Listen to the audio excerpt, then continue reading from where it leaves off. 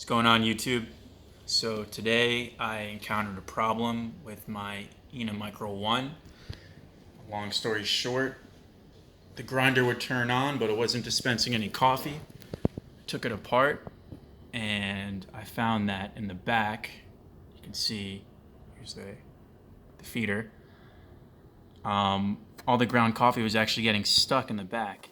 So all I had to do was just free it up a little bit. And here, watch.